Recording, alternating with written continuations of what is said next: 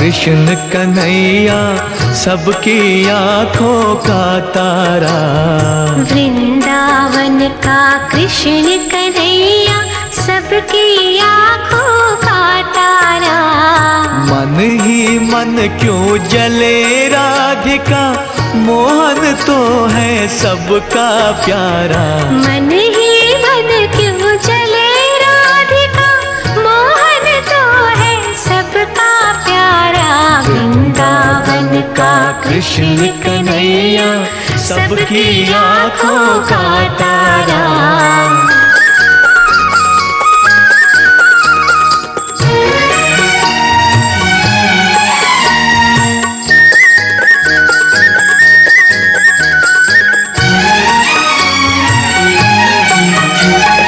यमुना तट पर नंद का लाला जब जब रास रचाए रे।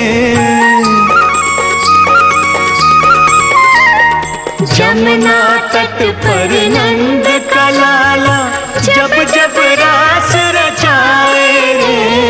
तन मन डोले कान्हा ऐसी बंसी मधुर बजाए रे। सुध बुध भोले खड़े गोपियाँ जाने कैसा जादू डाला। वृंदावन का कृष्ण कन्हैया सबकी आँखों का तारा।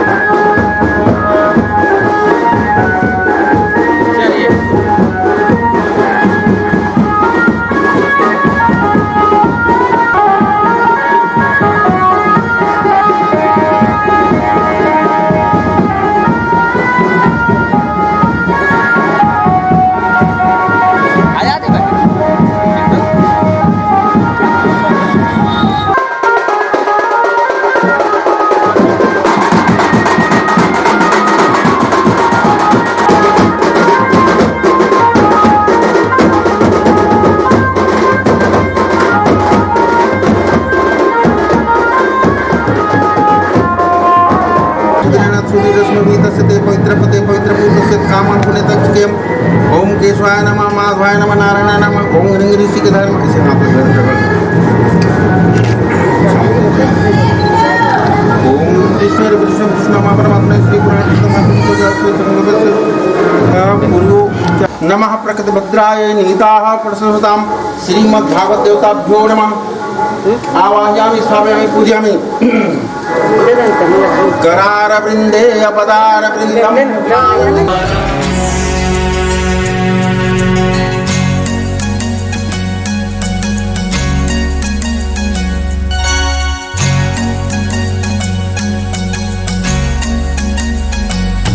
मुझे चरणों से लगा ले मेरे श्याम मुरली वाले।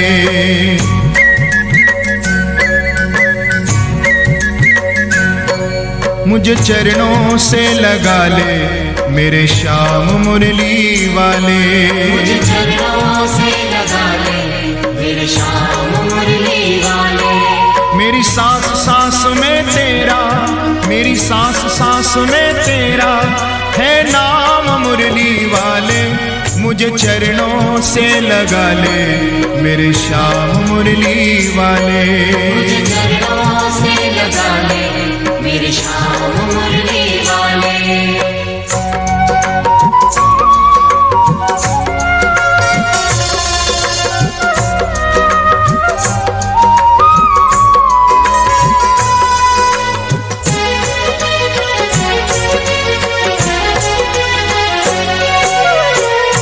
भक्तों की तुमने काना विपदा है टारी। भक्तों की तुमने कान्हा विपदा है टारी। मेरी भी बाह थामो आके बिहारी। मेरी भी बाहें थामो आके बिहारी। बिगड़ बनाए तुमने, बिगड़ बनाए तुमने हर काम मुरली वाले। मुझे चरणों से लगा ले मेरे श्याम मुरली वाले। मुझे चरणों से लगा ले मेरे श्याम मुरली वाले।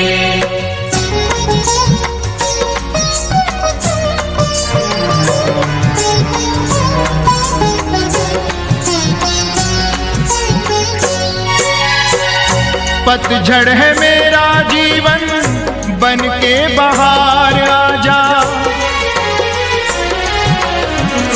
पतझड़ है मेरा जीवन बन के बहार आजा।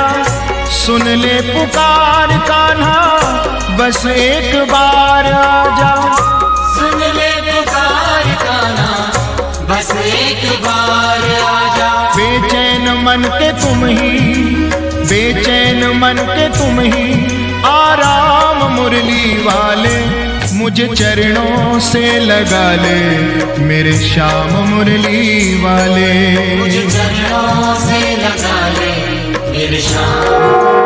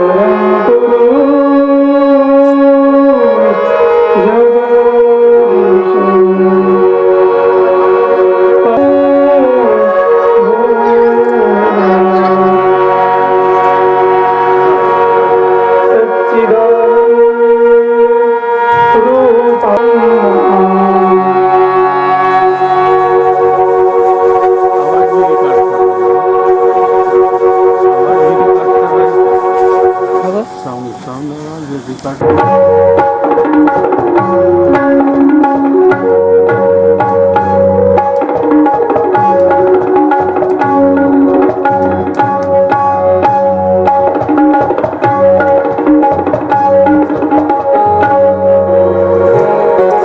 तिलकम ललाटपटले वक्षस्थले कौस्तुभं नासाग्रे नवनीलदावात् पीताम्बराधुर्बिम्बफलाधरोष्ठा की जय, श्री कृष्णचंद्र देव की जय, व्यास जी महाराज की जय, परीक्षित जी महाराज की जय। जय जय श्री राधे, जय जय श्री राधे, जय जय श्री राधे श्याम। आइए कथा शुरू करें, उससे पहले वाणी की शुद्धि के लिए एक भजन। जय राधा माधव, जय कुंज बिहारी, जय गोपी जन वल्लभ, जय गोपी जय वल्लभ, जय जय कुंज बिहारी।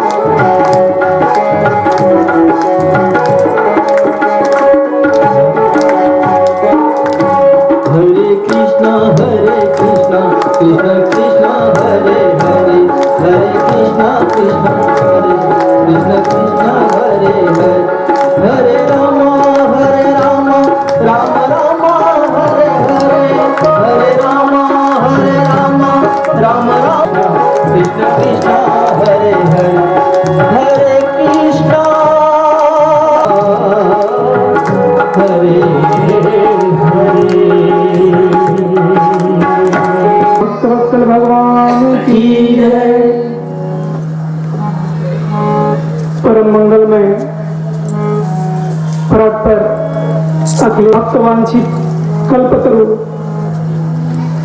श्री कड़ीद्यूत पीताम्बरधारी श्री बालकृष्ण लाल की वांग्मयी प्रतिमूर्ति श्रीमद् भागवत महापुराण होता है।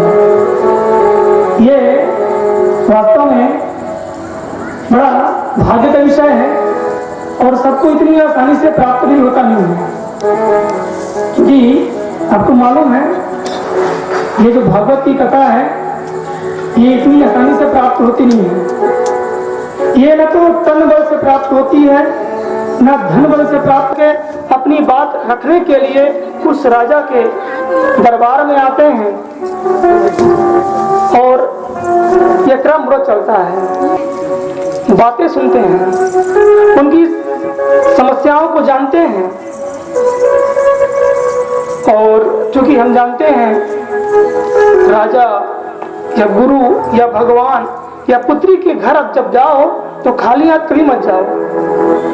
किनके इनके यहाँ राजा, गुरु, बेटी और भगवान माने मंदिर जाते हैं, कभी खाली हाथ हमको जाना नहीं चाहिए। तो राज्य के लोग भी हैं, नगरवासी हैं, राजा के दर्शन के लिए जाते हैं तो कुछ न कुछ लेकर के जाते हैं। अरे कुछ नहीं तो कम से कम एक फूल राजा के दरबार पर ले जाओ। यही क्रम रहता है, रोज चलता है। होता यह है, एक दिन एक संत जाता है, देखता है लंबी कतार लगी हुई है, लंबी लाइन लगी हुई है। संत के मन में जिज्ञासा पैदा होती है, आखिर क्या हो रहा है यहाँ। और यह सोचकर वो संत भी लाइन में लग जाता है, पंक्ति में लग जाता है, कतार में लग जाता है।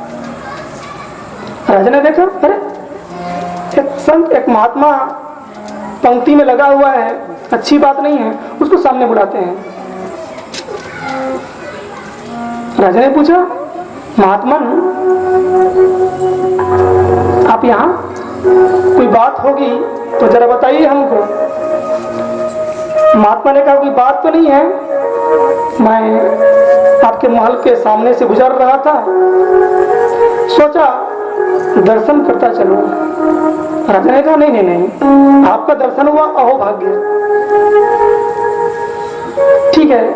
संत ने कहा, राजन तुम्हारा दर्शन हो गया? बोले, मैं मेरे पास कुछ है नहीं तुम्हारे दरबार में देने के लिए। हाँ, एक जंगली फल है, चूंकि मैं जंगल से गुजर रहा था, ये फल मुझे अच्छा लगा तो मैंने इसको रख लिया। ये फल तुम स्वीकार करो। राजा ने देखा वो फल जंगली फल था, स्वीकार कर लिया। संत वहां से चले गए। राजा ने क्या किया, उस फल को अपने मंत्री को दे दिया, क्योंकि किसी काम का नहीं था। सेब रहता, केला रहता, जो खाने लायक खाद्य फल रहता तो उसको खाते। लेकिन राजा ने क्या था, कहते जंगली फल है, पता नहीं इसको खा गए तो फिर जिंदगी प्राण बचे कि ना बचे। थोड़ी चिंता हो गई राजा को। तो राजा मंत्री को दे देते हैं, तो मंत्री देखता है मेरा भी किसी काम का नहीं है, और वो खाया, राजा खाया नहीं। उसको शक है कि कहीं मुझे कुछ हो ना जाए तो मैं क्यों खाऊं भैया। वो क्या करता है, एक सैनिक को देता है, इसको जाकर फेंक दे, किसी काम का नहीं है। वो सैनिक उस जंगली फल को एक कमरे में जाके फेंक देता है। दिन गुजर गया, प्रातः काल का समय फिर हुआ। वही घटना पुनः, अब की बार संत पुनः वही जंगली फल लेकर के आए और फिर लाइन में लग गए। राजा ने देखा, अरे तो वही संत कल आए थे। फिर उनको सामने बुलाए, आ जाओ आप, बताइए। बस वही दर्शन करते, यहाँ से गुजर रहा था, क्यों ना मैंने सोचा कि आपका दर्शन मुझे मिल रहा है तो दर्शन करते चलूं। राजा ने देखा ये क्या तमाशा है, कल भी वही जंगली फल दिया गया था जिसको मैंने खाया नहीं, और आज भी वही दिया गया है। कोई बात नहीं, प्रणाम करते हैं और पुनः कल के अनुसार वो फल दे देते हैं मंत्री को। मंत्री से चला गया सैनिक के पास, और सैनिक के पास से फिर फेंक दिया गया फल एक कमरे में। 2 दिन बीत गए। अगला दिन प्रातः काल का समय, और पुनः वही घटना। फिर संत जो है पंक्ति में लग गए, लाइन में लगे थे, वही फल लेकर के फिर आ गए। राजा ने कहा, यह क्या मुसीबत है भैया, 1 दिन हो गया, 2 दिन हो गया, ये वही फल लेकर के बार बार आता है, पता नहीं इसकी मनसा क्या है। मुझे मारने की मनसा तो नहीं है इसकी, मुझे मारना तो नहीं चाहता ये, लेकिन फल स्वीकार करता है। राजा है, संत का अपमान भी नहीं कर सकता, तो फल ग्रहण करना पड़ता है। वो फल फिर पकड़ते हैं, जंगली फल, तीसरे दिन भी दिया जाता है। फिर मंत्री, मंत्री से सैनिक, और सैनिक से फिर दिया जाता है। ये जो क्रम है ये 1 दिन 2 दिन 3 दिन नहीं बल्कि 6-6 महीने तक चलता है। रोज वही फल ला के देता था। राजा ने कहा चलिए आप संत हैं, आप जो दे रहे हैं वो स्वीकार है, ग्राह्य है, उसको मैं ग्रहण करूंगा। 6 महीने तक वो फल संत देता है राजा को, राजा रोज उसको फिकवा देता है। एक दिन होता यह है कि वो कमरा भर जाता है। अब 6 महीने में कितने फल हो जाएंगे? वो कमरा भर गया, अब कमरा भर गया है,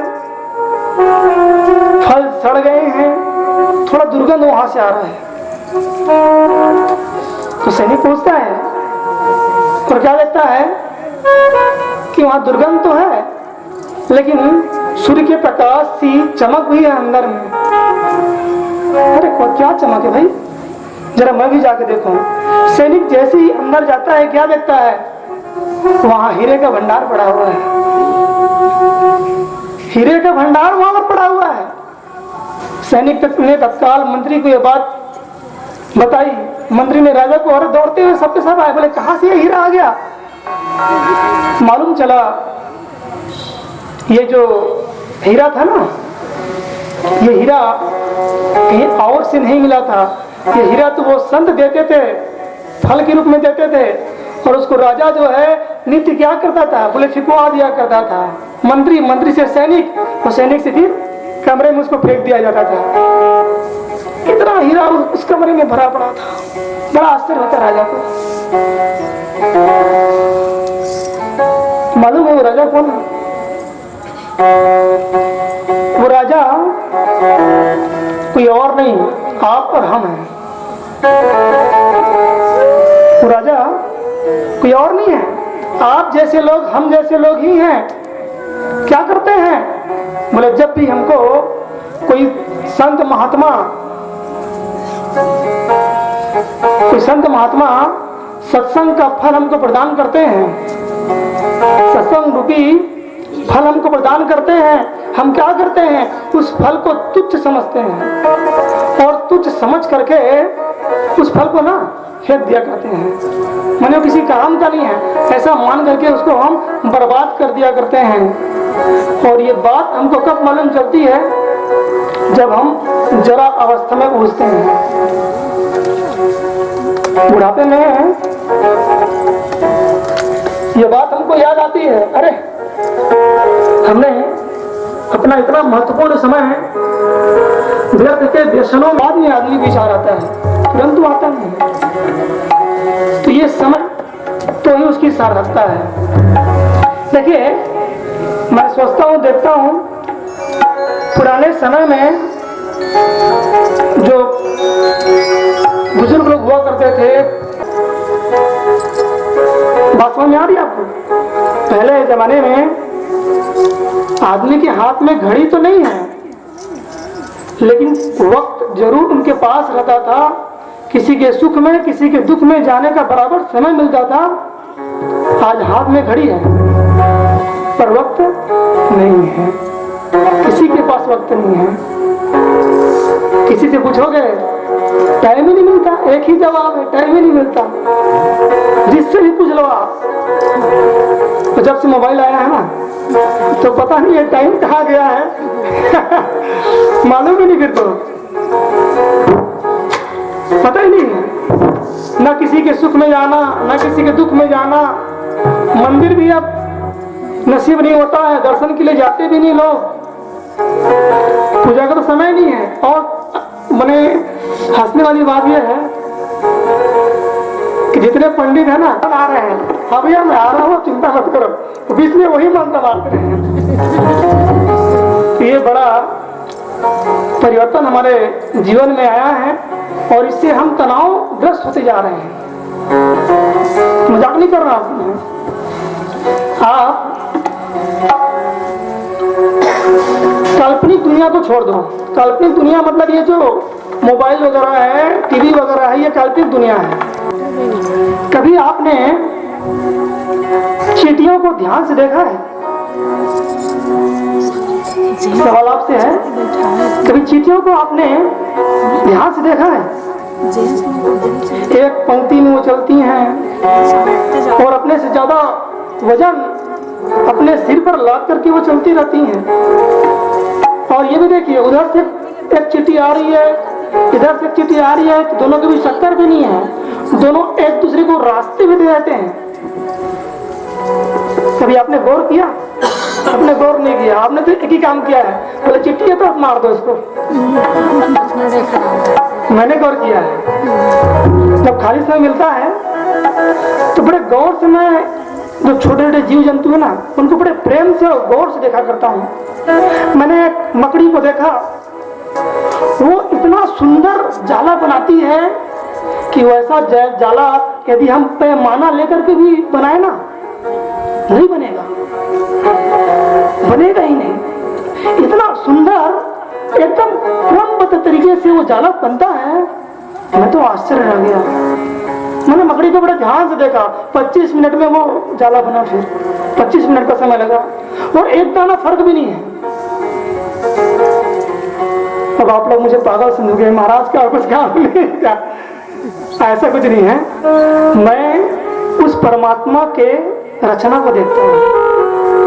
आप विश्वास में करिएगा, आपके घर में जो तुलसी का पौधा होगा ना, उस पौधे को आप रोज पानी दीजिए, बड़े प्रेम से आप उसको पानी दीजिए और देखिएगा जिस दिन आपके घर में कोई खुशी का अवसर आएगा, जब आप हंसेंगे ना तो वो पेड़ पौधे भी हंसते हैं। आपने गौर नहीं किया होगा। और जिस दिन आप ना उदास रहेंगे, आप ध्यान से उन पेड़ पौधों को जाके देखिए, वो मुरझाई हुई नजर आएंगे। गौर किया आपने? नहीं किया है तो एक बार गौर जरूर करिएगा, क्योंकि ये परमात्मा ने बनाया है और जिसे हम बड़े प्रेम से देखते हैं उनकी सृष्टि को, तब मालूम चलता है कि उनकी सृष्टि से सुंदर कोई सृष्टि हो नहीं सकती। मुझे तो अच्छा लगता है। अब आप बोलेंगे वक्त है नहीं, वक्त को निकालना पड़ेगा। वक्त में से वक्त निकालिए, क्योंकि यहाँ कोई आपको कहने वाला नहीं है कि तुम वक्त निकालो इसके लिए। कोई आपसे ये नहीं कहेगा कि सत्संग के लिए आप वक्त निकालिए, वो तो आपको स्वयं निकालना पड़ेगा, क्योंकि परमात्मा जीवन देता है और जीवन जीने का तरीका तो आदमी खुद सीखता है। भगवान ने हमको क्या किया है? सिर्फ जीवन दे दिया है कि ये तुम्हारा जीवन, ये अब जीना कैसे है, उसको किस दिशा में मोड़ना है, ये सब आपके हाथ में है। और जब ये चीज आप ईश्वर को सौंप दोगे, तब आपका दिशा भी बदल जाएगा और आपकी दशा भी बदल जाएगी। मैंने तो श्याम रंग ओढ़ लियो रे, मैंने तो श्याम रंग ओढ़ लियो रे, सांस को कन्हैया जोड़ लियो रे, मैंने तो श्याम रंग ओढ़ लियो रे, कन्हैया जोड़ लियो रे, रंग नाता सब तोड़ लियो रे, रंग नाता सब तोड़ लियो रे। घुंघराल कच्छ में से झांकती कन्हैया ने, घुंघराल कच्छ में से झांकती कन्हैया ने, बांसुरी बजैया मोह लियो रे, बांसुरी बजैया मोह लियो रे, सांस को कन्हैया जोड़ लियो रे, मैंने तो श्याम रंग।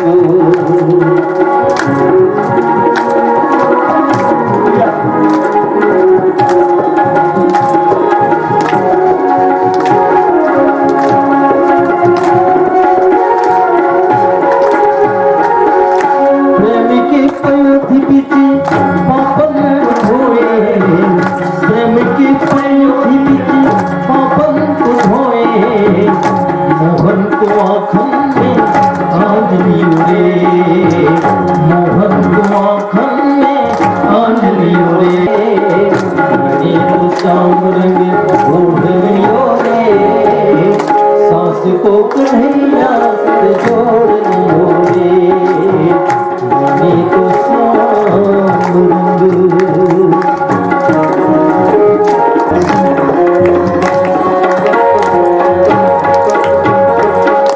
अब चाहे माने चाहे न मानी अब चाहे माने चाहे न मानी मन को कसिया जोड़ लियो रे ओढ़ लियो रे ने तो श्याम रंग ओढ़ लियो रे सांस को कन्हैया जोड़ लियो रे नाता सब तोड़ लियो रे नाता सब तोड़ लियो रे नीत श्याम रंग ओढ़ लियो रे सांस को कन्हैया से जोड़ लियो रे सांस को कन्हैया से जोड़ लियो रे जोड़ लियो रे जोड़ लियो रे भगवान की तो अपने प्रत्येक क्षण को परमात्मा के अधीन करते तेरी यही प्रार्थना है भूलो ना मैं नाम तुम्हारी गोविंद यही प्रार्थना है भूलो दीना मैं नाम तेरा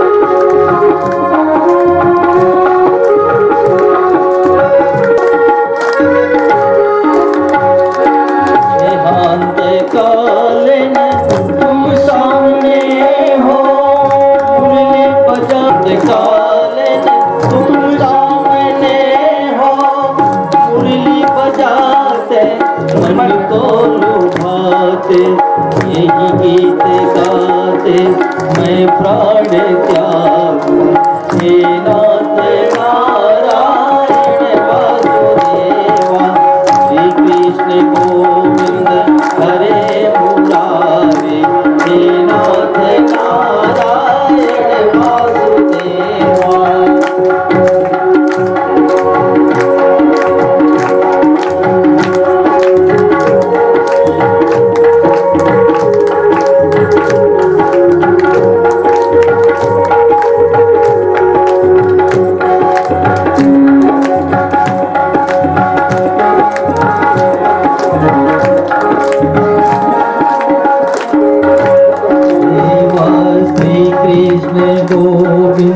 हरे मुरारे हे नाथ नारायण वासुदेवा श्री कृष्ण गोविंद हरे मुरारे हे नाथ नारायण वासुदेवा भक्तवत्सल भगवान की जय। भक्ति, ज्ञान और वैराग्य तीनों अपनी मूल अवस्था को प्राप्त करते हैं। आज ज्ञान और वैराग्य दोनों कलयुग के प्रभाव से बताओ उनसे करें तभी हमारा जीवन धन्य है। ये धुंधली जो है वो मानने वाले नहीं है, नित्य झगड़ा क्या करती है और ज्यादा कुछ नहीं ना, तो रास्ते में जो भी महिला आते जाते नजर आए उसको गाली करना शुरू कर देती थी। बोले इस मोहल्ले से गुजरी तू, ये मेरा मोहल्ला तुमको मालूम नहीं है, वो धमकियां देना शुरू कर देती थी। लेकिन आत्मदेव ब्रह्मनिष्ठ थे, उनके अंदर संतान नहीं है, उसके अंदर भी यही मानसिकता चल रही है कि यदि संतान नहीं है तो वंश को आगे बढ़ाने वाला कौन होगा। हर कोई सोचते हैं ऐसे। दिक्कत की बात यह है कि संतान ना हो तो उस माता को उतना दर्द नहीं होता जितना पड़ोसियों को दर्द होता है। मजाक नहीं कर रहा हूं आपको, हमेशा दूसरों के डाह करने से ही चिंताएं और बढ़ जाती हैं। लड़की शादी करने लायक हो गई है ना, माता पिता को चिंता करना, पड़ोसी को ज्यादा चिंता है। वो जा के पूछेगा शादी नहीं कर रहे, नहीं कर रहे। अरे रिया आपको क्या करना है, आपको क्या चिंता है। तो कई लोग आत्मदेव से मिलते हैं और आत्मदेव जी को ये बात बताते हैं कि देखो अगर तुम्हारा संतान नहीं है, पुत्र नहीं है, तुम्हारे वंश को चलाएगा कौन। आप तो बड़े चिंतित हो गए। आदमी चिंताग्रस्त कब होता है जब सामने वाला कुछ बोल देता है, सामने वाला कुछ टोक देता है। अब ये इतने चिंतित हो गए, ये सोचने लगे कि यदि मेरे पास पुत्र नहीं है तो मेरा वंश आगे नहीं बढ़ेगा, उससे अच्छा है कि मैं अपने जीवन को ही संभाल रहा हूं। जरा कारण मुझे बताओ। आत्मदेव जी ने कहा कि देखिए महात्मन, मेरे पास धन है, दौलत है, सब चीज है, लेकिन मेरे यहाँ संतान नहीं है। और तो और मेरे पड़ोसी कहा करते हैं कि मेरे यहाँ जो गाय है 10 साल हो चुका है, वो अभी तक बांझ ही है, उसके लिए कोई संतान नहीं है। मैं जिस पौधे को लगाता हूँ, नित्य पानी दिया करता हूँ, सिंचित करता हूँ, वो भी मुरझा जाता है। अब जीने का कोई इच्छा ही नहीं है, कोई चाह नहीं, बस प्राण समाप्त करना चाहता हूँ। अगर पुत्र मिल जाए तो बड़ी अच्छी बात है। संत ने कहा कि देखो तुम पुत्र की कामना करते हो, मैं तुम्हारे भाग्य की रेखा देख रहा हूँ, आगामी 7 जन्मों तक तुम्हारे यहाँ कोई पुत्र नहीं है। इसको बड़ा आश्चर्य होता है। आत्मदेव जी को बड़ी चिंता की लकीरें उनके मन में चल जाती है, फिर चिंतित हो उठते हैं और संत को देखकर कहते हैं कि देखिए अब आप मिल गए हैं तो मेरी बात सुन लीजिए, मैं आपके सामने अपने प्राण त्याग दूंगा। मैं जा रहा था जंगल मरने के लिए, अब रास्ते में आप मिल गए हैं, आपके सामने मरूंगा और मरूंगा तो आपको पाप लगेगा, इससे बढ़िया है मुझे पुत्र होने का वरदान आप दे दीजिए। संत ने कहा संभव ही नहीं है। बोले मैं नहीं जानता, बस मैं आपके सामने प्राण त्याग रहा हूँ। संत ने कहा नहीं रुक जाओ, कोई उपाय ढूंढता हूँ। अपने तपोबल से वो संत एक फल प्रकट करते हैं और वो फल आत्मदेव जी को सौंप देते हैं, ये रखिए फल, और इसको अपनी पत्नी को जाकर के खिला देना। वो फल लेकर के दौड़े दौड़े अपनी पत्नी धुंधली के पास जाता है और वो फल उसको दे देता है। धुंधली ने कहा क्यों जी? बोले संतान की प्राप्ति होगी, इस फल को तुम खा लेना। अब धुंधली जो है बड़ा उसका विचार बड़ा अजब तक का है। उसकी सोच अन्य स्त्रियों से हटकर है। वो क्या सोचती है?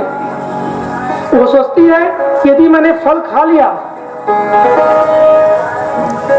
यदि मैंने फल खा लिया और वो संतान सुखदेव महाराज जैसे 16 वर्ष तक गर्भ में ही ठहर गया। सुखदेव जी 16 साल तक अपनी माँ के गर्भ में थे, बाहर नहीं निकल रहे थे। वो कथा आपको कल आगे बताया जाएगा। तो इसको ये विचार आ रहा है क्या कि यदि मैंने ये फल खा लिया और सुखदेव जी जैसे गर्भ में वो बच्चा ठहर गया तो बड़ा कष्ट होगा फिर। पहली बात। दूसरी बात ये सोचती है यदि ये फल खा लिया गया, गर्भ धारण मैंने किया,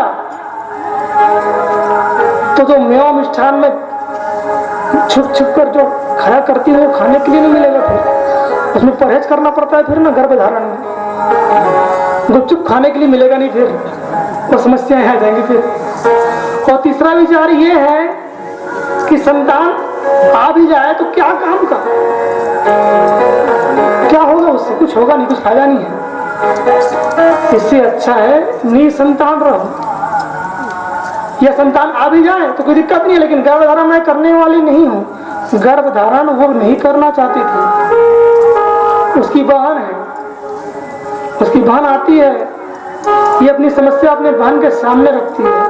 बहन ने कहा चिंता मत कर बहन, तुम्हारी चिंता का निराकरण मैं कर दूंगी। बोले क्या? बोले मेरे गर्भ में एक बालक है और जैसे ही उसका जन्म होगा मैं आपको सौंप दूंगी, उसके बदले 2-4 पैसे दे देना और ये गर्भ धारण करने का झंझट तुम समाप्त करो।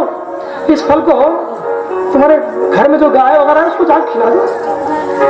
ठीक है। धुंधली वैसा ही करती है,